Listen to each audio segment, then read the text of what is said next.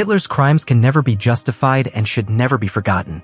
Millions of souls were burned alive, destroyed by the despicable ambition of a man whom the world has rightly called a demon in a human form. But a chilling question still persists after death. Did he pay the price? Was there truly justice in the afterlife? The story you are about to know is the testimony of experience close to the most chilling and, at the same time, most revealing that we have ever received. A man died and was granted a terrifying vision. He saw Adolf Hitler burning in eternal fire. But what he witnessed was more than Hitler's punishment. It was a divine warning from God to all of humanity. So, what exactly was Hitler's punishment? And what was the lesson so urgent that God himself appeared to transmit it? My name is Martine, and in 1980 my life changed forever for an experience that I still cannot forget today. Before everything happened, I was an imprudent young man, completely lost in a lifestyle of endless alcohol and parties. My life felt like an unstoppable carousel, a mixture of drunken nights followed by empty mornings, without purpose and without thinking about the future. But just in the midst of that chaos, an event took me to the brink of death and opened the door to a journey that led me to places that no one would want to know, including terrifying visions of Adolf Hitler being punished in eternal flames. At that time, I had moved to Tucson, Arizona, a city scorched by the sun, full of dusty streets and brutally hot days. For me, Tucson represented a new beginning. Or at least that's what I repeated to myself. I found work in a construction site on the outskirts of the city. The work was exhausting under the scorching sun of the desert, where the thunder of the heavy machinery mixed with the rough laughter of the workers. I fit in quickly. I became part of the team, always ready for a cold beer after the shift or a long night at the local bar. That life seemed like freedom to me, or at least that's what I thought. I still remember how I woke up every morning with an unbearable headache, with a cigarette smell stuck to my clothes, and with that empty feeling that I tried to ignore. I didn't believe in God. I didn't believe in heaven or hell. For me, life was nothing more than fleeting moments in the present, and I didn't want to think further. But deep down I knew I was running away from questions about meaning, about what could happen later. I never imagined that the answer would come in the most brutal imaginable way. One scorching day at the construction site, a colleague brought a jug of water from Mexico. He assured that it was clean, directly from his hometown, and offered it as a kind gesture. I didn't doubt it. I took the bottle and drank a big sip to calm the thirst. The water had a strange flavor, but under the desert sun, I didn't care. That was the biggest mistake of my life. A few hours later, I started to feel sick. My stomach twisted. The sweat soaked my body and uncontrollable chills shook my limbs. I tried to keep working, thinking that with a short break I would get better, but the situation got worse quickly. That night, I collapsed on the bed of my dilapidated apartment. My body was weakening minute by minute. The pain spread through each part of me as if something or someone was squeezing my bowels. I couldn't eat, I couldn't drink. Every time I tried to get up, I fell, with my head spinning violently. I knew I was sick, but I still didn't know that I had contracted cholera, a deadly disease transmitted by that contaminated water. In 72 hours, my body had deteriorated completely. Dehydration had left my skin cracked and dry, my lips split, and my breathing superficial. I lay in that dark and suffocating room, with the only light coming from a light pole flickering through the dusty window. And with every second that passed, I could feel how life was escaping me. When I opened my eyes again, everything had changed. I saw myself from above, motionless on the bed. My face was pale, my eyes closed. The strangest thing was that I was not wearing my glasses. I had severe myopia, and yet now I could see everything with perfect clarity, from the cracks in the ceiling to the worn-out wooden chair in the corner. It floated over my body, weightless, like a ghost suspended in the air. There was a strange duality. I felt completely separated, but at the same time deeply connected to the shell of who I had been. Then, without warning, an invisible force pulled me up through the ceiling, concrete and steel, to a vast, black space like labyrinth and ice. This was the beginning, the very door of hell. It was the threshold where I would face images that no soul should see, including Adolf Hitler wrapped in eternal flames. But before I got to that place, I had to go through something even more terrifying, a meeting with the truth about life, death, and supreme justice that governs everything. As I crossed the roof of the building, I managed to see the starry sky and the endless desert fleetingly. But that moment lasted just a moment. The force that pulled me intensified, dragging me towards a space of absolute, deep, infinite, and silent darkness. There was no light, no sound, just a suffocating emptiness that surrounded everything.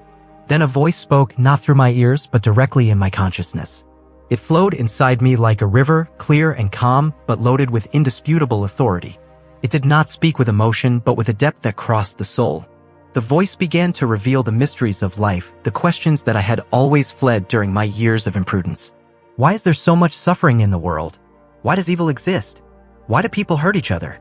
These words did not seem like a sermon. They were not abstract. They were living truths woven into the depths of my being. Each answer illuminated a dark corner of my mind as if a great tapestry were unfolding before me, revealing a cosmic order that I had never imagined. I remained there amazed, feeling tiny, as if an infinitely greater reality were shown to me than everything I had believed. Then I began to move again, faster and faster, dragged towards an invisible destination. The darkness began to dissipate. In the distance, a faint light appeared. It flickered like a flame suspended in the fog. But it was not just physical light. It radiated heat, peace, and overwhelming authority. It was not only visible. It was a living, conscious presence which called me. And in the depths, I knew that I was being called to something that went beyond death, to a truth that no soul can ignore. As I approached the light, I understood that it was not just a source of illumination. It was a living presence, a radiant consciousness that seemed to know me completely. It shone with such intensity that I felt like a dust cloud before the sun. And yet, instead of burning, the light enveloped me with indescribable warmth and peace, like the embrace of someone I had always known. At that moment, I understood that I had died. There was no denial or illusion. My soul was at the edge of the final judgment, a place where every secret, every hidden moment of my life would be revealed. However, strangely, I was not afraid. Instead, a deep feeling of justice filled me, as if everything that happened was perfectly aligned with the design of the universe. The journey did not end there. From the vast dark space, a new vision unfolded. A gigantic stone, as tall as a mountain, floated in the void, suspended by an invisible force. Its surface was rough and old, cracked and worn, as if it had existed since the beginning of time. And on top of that stone there was a throne, shining with a bright light and radiating rays as blinding as 1,000 suns. Sitting on the throne there was a majestic figure completely enveloped in light. I could not distinguish his face. The glow was too overwhelming. But the light emanating from him was not aggressive. He carried with him unconditional love, deep compassion, and just an unmistakable severity. I could feel it in my soul. No sin, no shadow could escape the gaze of that being. And at that moment I knew it was Jesus Christ. Then, in my mind, not as a voice, but as a truth engraved directly in my soul, a message arose. I was forced to look back in my life, the reckless years, the drunken nights, the countless decisions taken without thinking about the consequences. And in that clarity, I understood something devastating. In the state in which I found myself, selfish, hedonistic, without faith, I could not enter heaven. Even if I were allowed to enter, I would only take with me my breakdown, contaminating his perfection. What I felt then was not condemnation. It was a soft but firm rejection, not as punishment, but as protection for the divine order, for the holiness of that place. I was not ready. Not because God was cruel, but because heaven was pure and I was not. Jesus was standing before me, dressed in a tunic of a very pure white, so radiant that it seemed woven with threads of light itself. However, it was simple, without ornaments, without vanity.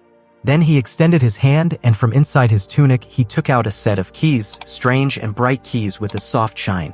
They were like nothing I had seen before, not forged in cold metal, but molded from a living substance, as if the fire itself had crystallized in shape. Each key was unique, twisted, and carved like ancient symbols, as if they held the power to reveal the deepest secrets of the universe. As I held it, something caught my eye and made my soul hurt, the scars on his wrists, deep and unmistakable, the marks where the nails crossed him during the crucifixion. But they were more than wounds. They told a story of sacrifice, of torn bones and broken flesh, which now shone tenuously under his luminous skin. I could not take my eyes away, moved and overwhelmed, as if I were touching something infinitely sacred, a love that no human being could ever understand. Jesus walked forward, each silent but resonant step echoed in the infinite space that surrounded us. I followed him, or rather, I was attracted to him, led to a mysterious structure suspended in the void. It looked like a door, but not made of wood or stone, but of an ethereal substance, a fusion of mist and silver light. The door rose majestic, with its surface engraved with fluid patterns that moved like water, alive, changing like the border between worlds. My soul felt the weight of what was ahead, a load of purpose, as if beyond that point there was no return. Jesus chose a key, twisted like a luminous branch, and placed it in the center of the door. There was no visible lock. However, the moment the key touched it, the whole door began to tremble. A distant rumble, like thunder resonating through eternity, filled the space. The moving patterns lit up like stars being born, then dissolved, revealing a passage into immeasurable darkness. A black and dense curtain descended, thick as velvet, blocking everything. I could no longer see the door. I could no longer see his light, but I felt him by my side like a lonely flame in the middle of a storm. And then, without warning, I was violently dragged through the threshold, absorbed by a whirlwind of terror. The tunnel rotated like a cosmic vortex, swallowing my soul completely. Its invisible walls screamed, roaring with the fury of 1,000 beasts howling in torment. A smell drowned me, the smell of rot, sulfur, and despair. A sick perfume of death itself. Loud screams, tortured moans, and grotesque noises sprang up around me as if millions of souls were being unleashed in the darkness. A scorching heat enveloped me. It was not fire, but a suffocating breath, like being trapped inside the lungs of a monstrous furnace. My soul trembled violently. I could not resist. I had no power to escape.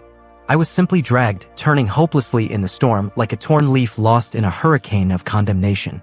Then, suddenly, the whirlwind stopped. I fell like thrown from the skies into an abyss without a bottom. During the fall, I saw blackened clouds spinning, lightning crossing the darkness. A sharp pain shook me when I hit the ground, solid, burning like a desert embraced by an invisible fire. I stumbled until I stood up, disoriented, with my mind spinning. A world that I could not understand spread around me. There was no clear sky, just a fog dyed with blood, thick and sticky like liquid shadow. It hung in the air like spilled Carmesy, covering everything. I did not know where I was, but deep down I knew that this was the place where the punishment awaited. A place where the sins of humanity were paid in an eternal nightmare. And I was in the heart of that place.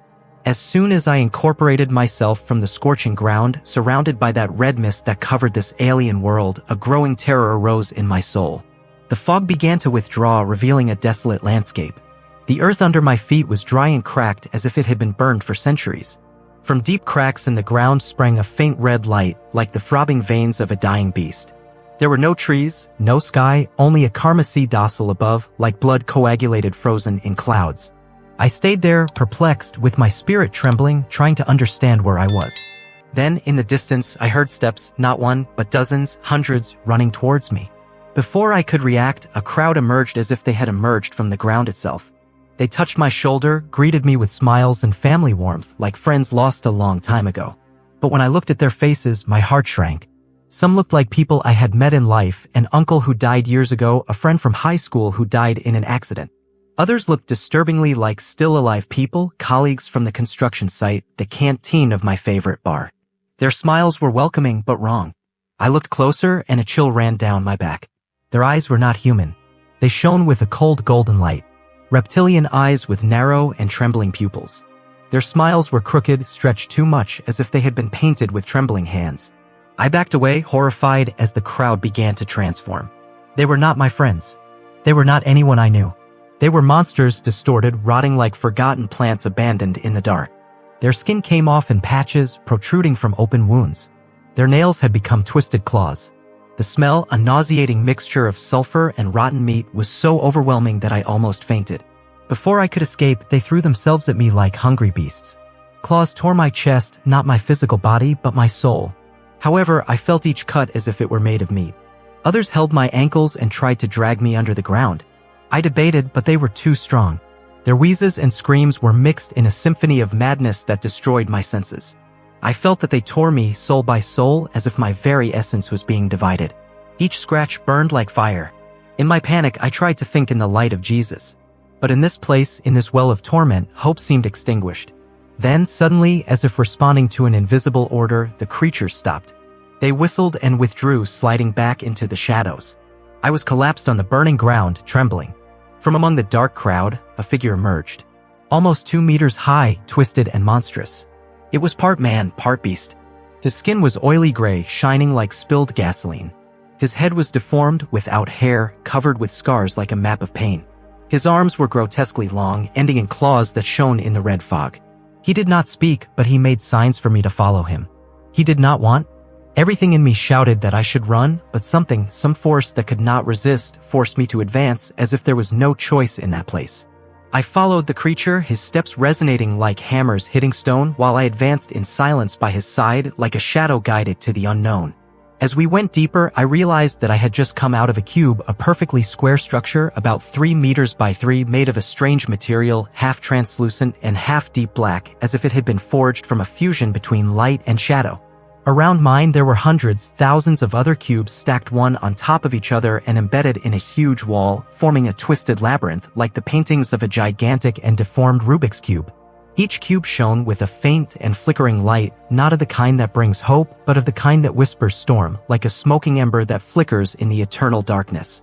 I approached the other cubes, and what I saw made my soul tremble. Inside each one, there were trapped souls forced to relive parts of their lives, not as memories, but as eternal nightmares where each sin brought a new pain over and over, endless. In a nearby cube, I saw a woman dressed in ornate clothes from a temple prostitute from ancient Corinth around the year 69 AD. She was standing in front of a huge idol whose base was engulfed in fire. But it was not she who was conducting the ritual. From the fire below the idol, babies began to emerge.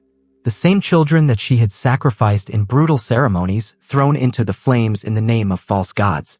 These souls, with bright eyes and sharp claws like knives, climbed on her, tearing her flesh, howling with voices that were not of children but of betrayed spirits.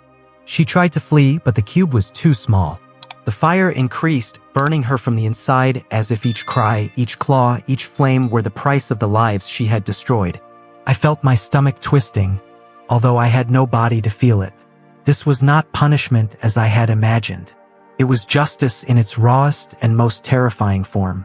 I did not know how far I had traveled around this world, nor how long I had been wandering around it, when suddenly a structure appeared before me, as if it had been placed there specifically for me to witness it. It was a huge cube, much larger than any other I had seen, with walls that shone like broken glass, shining with a blinding white light, like a forge lit by an invisible flame. In the center of this cube was Adolf Hitler, no longer the powerful dictator that the world feared, but now a chained soul, consumed by a bright flaming white fire that blurred everything around it. But that fire was not a common flame. It shone like melted diamonds, moved like a living entity, and wrapped it with ruthless precision. The skin did not disintegrate into ashes, it did not detach. It remained intact, preserved only so that it could feel every moment of agony. Every tongue of fire on his body was a precise echo of the suffering inflicted millions in the fields of extermination. I not only saw it, I felt it. A deep spiritual knowledge overwhelmed me. Each flame carried the screams, terror and despair of those he had sent to the furnaces. The fire did not simply consume. It repeated every moment of torment he had caused. I heard it, not with my ears, but deeply in my consciousness. The screams of women, children, and men, his ignored pleas, his last suffocated breaths between smoke and flames. Each field, each chamber, each magnified soul and returned to the inside of that eternal fire. He shouted, a sound not of a man, but of a crushed soul.